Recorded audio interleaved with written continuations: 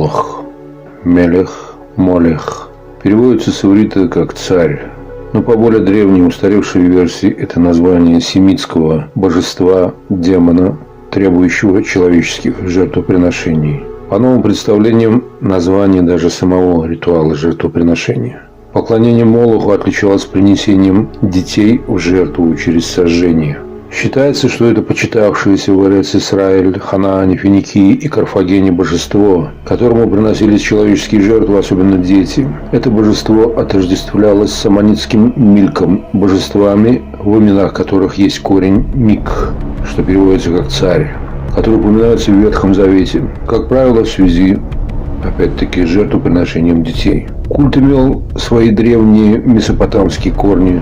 Женское дополнение Молоха, Мельхет, также чествовалось человеческими жертвами. Упоминаемый в ассиро-вавилонской мифологии Адрамелех, бог Сефарваима, имел тот же характер, как и греческий бог Кронос. В финикийских обществах и в Карфагене обычай Молоха сохранялся почти до конца первого тысячелетия до нашей эры. Особенно обширно жертвоприношения, в том числе и детей, культивировались в Карфагене, что связывают с попыткой умилостивить богов во время испытаний. Особенно почитаемой жертвой считались дети знатных родов. Из них в случаях особой опасности совершали гекатомбы. Это торжественные жертвоприношения. Как, например, это имело место при осаде Карфагена Агафоклом. Такие гекатомбы были нередки и в обычное время. Дети клались на простертые руки идола, имевшего лицо тельца, внизу которого горел костер. Вопли сгораемых детей заглушались плясками и звуками ритуальной музыки. Диодор Сицилийский рассказал, что жители Карфагена, видя, что их городу грозит опасность, после событий 310 года до нашей эры принесли в жертву Молоху сотни своих детей, чтобы предотвратить беду. Причину последней приписывали ярости демона Молоха, гневавшегося на карфагенян, которые перестали жертвовать ему своих первенцев, заменяя их покупаемыми, то есть чужими детьми. По сообщению Диодора, карфагеняне тогда принесли в жертву 200 детей из наиболее знатных семейств города, которым другие граждане добровольно добавили еще 300 детей. Сам алтарь, на котором сжигали этих детей, назывался Тофетом, то есть место горения. При раскопках карфагенского города Суса были найдены остатки такого Тофета площадью 4 квадратных километра. Вы можете представить себе масштабы тех жертвоприношений. По некоторым данным, только за год было сожжено 83 тысячи детей. У карфагенян культ Молоха сохранился до времени Тиберия. Именно поэтому, наверное, и стало потом знаменитым высказывание римского сенатора Марка Порция Катона-старшего «Делиндам эссем Картагинам», что переводится как «Карфаген должен быть разрушен». Этот факт зафиксирован в книге Плутарха «Жизнь Катона-старшего». Употребление этой фразы было связано с тем, что Рим во время пунических войн боролся с богатым финикийским городом Карфагеном за господство на Средиземном море. Несмотря на то, что в первых войнах римляне побеждали, Карфаген очень быстро восстанавливал свою мощь. В итоге, во время Третьей пунической войны, Карфаген был взят римлянами, разграблен, жители либо убиты, либо проданы в рабство. Сам город был разрушен, место, где он стоял, проклято и засыпано солью. Вот так слова Катона-старшего стали реальностью. По разным версиям, остатки той самой Карфагенской империи впоследствии рассеялись по земле, и племена древних ацтеков, прошу не путать с майя, также являются их прямыми потомками, которые до прихода Колумба также культивировали повсеместно обряды человеческих жертвоприношений. Мы привыкли смотреть на историю человечества как на какой-то пережиток, который в наш просвещенный 21 век, по мнению большинства, уж точно не актуален в человеческом социуме. Но я не случайно начал этот свой сюжет именно с истории древних империй. Это была лишь прелюдия к основной моей теме. В середине января 2021 года в столице Туркменистана были проведены отборочные соревнования по борьбе среди юношей, на которых первое место по праву завоевал подросток 14 лет Сулейман Турсунбаев. Сразу же после этих соревнований молодого чемпиона избивают до полусмерти. У мальчика были отбиты все внутренние органы. Поводом для столь жестокой расправы с ребенком послужил отказ Сулеймана проиграть эти соревнования другому участнику, который, как оказалось, является ближайшим родственником президента Туркменистана Бердымухамедова. Более того, как выяснилось позже, Сулейман Турсунбаев после этого избиения еще неделю держался за жизнь. Но власти Туркменистана, пытаясь скрыть данное преступление, запретили врачам столичной больницы оказывать ему какую-либо помощь, из-за чего 21 января тяжело больной ребенок в критическом состоянии фактически самостоятельно был вынужден вернуться к себе домой в другую область, преодолев почти 600 километров пути в более худшие условия лечения, где через несколько дней и скончался от травм, несовместимых с жизнью. Силовые структуры и государственные чиновники пытались всячески скрыть следы этого жестокого преступления, в том числе и через своих замаскированных под оппозицию пропагандистов за пределами республики, надеясь переложить всю ответственность на непричастных к этому преступлению людей или, в крайнем случае, что все удастся свести на бытовое насилие среди подростков. Но после нашего кропотливого и независимого расследования нам наконец удалось собрать неопровержимые данные о непосредственном участии в этом преступлении ближайших родственников из окружения семьи туркменского президента и его головорезов, поскольку травмы были нанесены весьма профессионально и взрослой рукой. Для начала давайте тогда начнем наше расследование с главного виновника этого преступления, которому противостоял в решающем поединке Сулейман Турсунбаев. Вот этого юношу зовут Исмаил Мухамедов. Как мы можем наблюдать, этот 15-летний теперь уже подросток, как и его наделенный властью родственник президент, обладает множеством якобы талантов по скачкам, стрельбе и езде на многочисленных транспортных средствах. И, естественно, как и президент Бердымухамедов, он не любит, когда кто-то становится более талантливым и успешным, чем он сам. Мы можем наблюдать сами, как в нищем, закрытом и феодальном Туркменистане мало у кого есть возможность жить вот так, на широкую ногу, да еще и путешествуя по самым дорогим курортам, когда вся страна заперта изнутри. Чем же заслужил такие привилегии именно этот подросток? Кто же является непосредственными родителями этого звездного юноши? Знакомьтесь с его отцом. Ходжа Мухаммед Мухаммедов. Как нам объясняет Википедия, это туркменский государственный деятель, что само по себе уже смешно. 1966 года рождения этот человек начинал свою карьеру с простого экспедитора. В 1993 году он окончил Туркменский институт народного хозяйства по специальности экономист. С 2005 по 2006 он уже заместитель председателя Государственной товарно-сырьевой биржи Туркменистана. С 2006 по 2007 он уже председатель Государственной товарно-сырьевой биржи. В том же 2007 с июля по ноябрь месяц он уже председатель Высшей контрольной палаты Туркменистана. С 2007 по 2013 он заместитель председателя Кабинета министров Туркмении. Одновременно с 2009 по 2011 он также временно исполняющий обязанности управляющего делами аппарата президента Туркменистана, а с 2011 по 2013 уже управляющий делами аппарата президента. Но 19 сентября 2013 года он был уволен со всех своих должностей в связи с недостойным поведением родственников. Бывший в ту пору министр внутренних дел Искендер Мурликов выступил на заседании Кабинета министров 20 сентября 2013 года с сообщением о том, что двое сыновей и некоторые из родственников Мухаммедова неоднократно устраивали драки и скандалы, в том числе и в увеселительных заведениях Ашхабада, отелях туристической зоны Аваза и в самолете.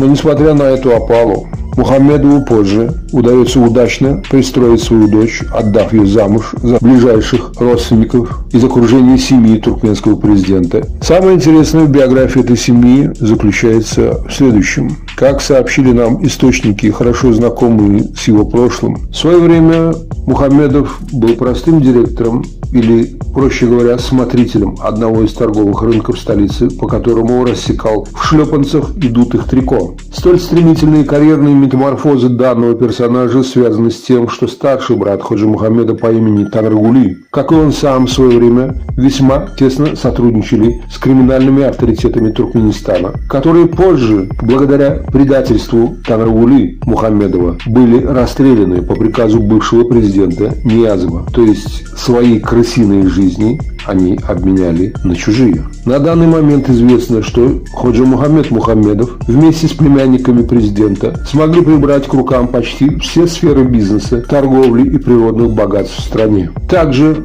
в руках у Мухаммедова на сегодняшний день сосредоточена почти вся силовая власть страны, а это включает в себя в том числе Министерство национальной безопасности Туркмении и остальные силовые органы.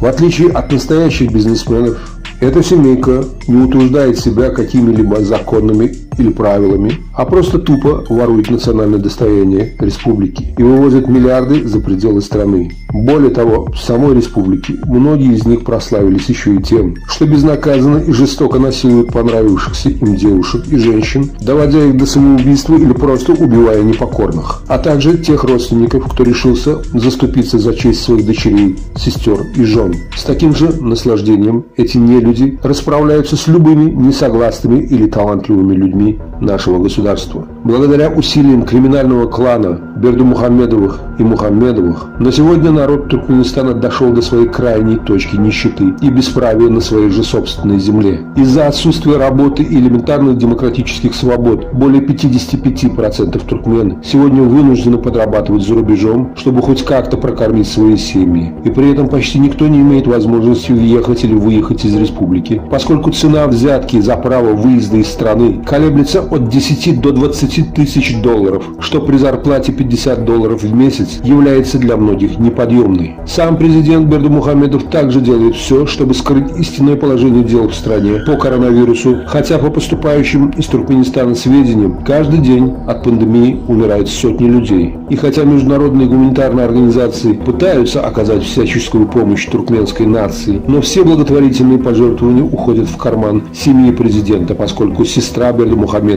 Гульнабад Давлетова является председателем общества Красного полумесяца страны.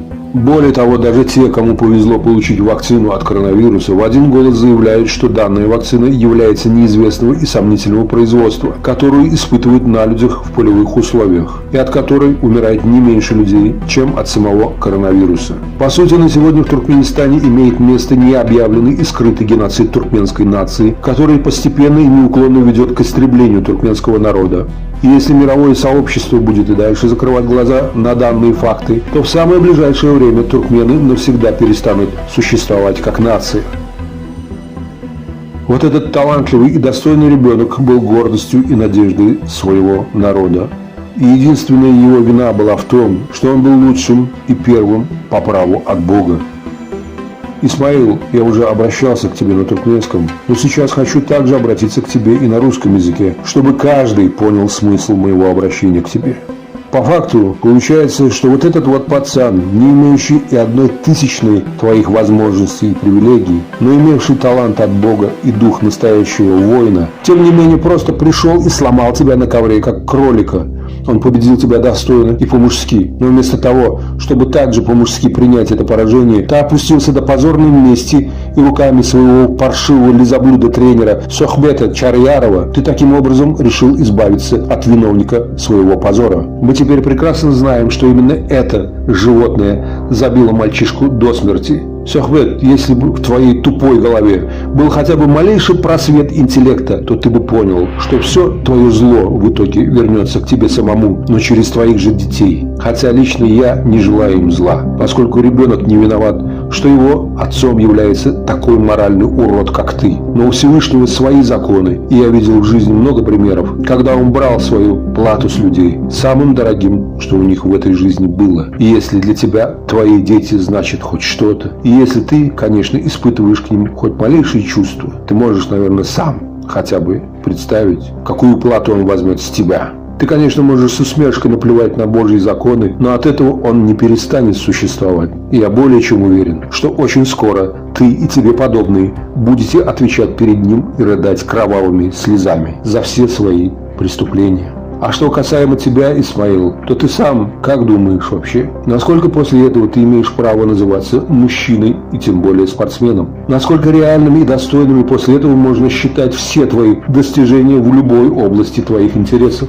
Ты ведь должен понимать и сам, что отныне тебя никто не будет воспринимать по достоинству, а только из страха перед твоими всесильными родственниками. Тогда какова реальная цена твоих побед и тебя самого как человека? Ты хоть сам-то понимаешь это? Лично для меня, как и для всех остальных людей, ты лишь дешевый клоун, изображающий из себя фальшивого чемпиона, и все твои мнимые таланты настолько же фальшивы, как и у всех твоих многочисленных родственничков. Типа вот этого фальшивого умника Батыра Реджепова, что решился написать свой комментарий под моим сюжетом, за что ему в принципе моя отдельная благодарность, поскольку я нашел еще одно доказательство своей правоты. Когда я зашел на его аккаунт в Ютубе, то с интересом увидел вот это вот видео, где он так же, как и ты, решил похвастаться своей исключительностью. Обратите внимание, что если от других стран на этой Олимпиаде присутствует множество талантливых детей, то от Туркмении там был только один человек. И этот человек, конечно же, родственник президента. Хотя наш Батырчик почему-то теперь усиленно отказывается признавать свое родство с Бердымухамедовым. Но тем не менее, видимо, во всей Туркмении не нашлось больше других талантливых детей, кроме вот этого невоспитанного недоучки, который привык обращаться к старшим только через оскорбления, как и ко мне. Получается, что вы трусы, даже на подобные Олимпиады, потому и ездите одни, что боитесь показать свою тупость на фоне остальных наших действительно талантливых детей. Вот это и есть настоящее лицо ваших моральных, умственных и человеческих качеств. И это свойство всей вашей многочисленно паршивой породы. Для каждого нормального туркмена, для истинного мусульманина, да и просто для порядочных людей. Вы все харамы и нечестивцы, у которых даже дети уже пропитаны этими нечистотами. И поэтому в конце своего сюжета мы хотели бы обратиться с вопросом к настоящему чемпиону и достойному воину Хабибу Нурмагомедову.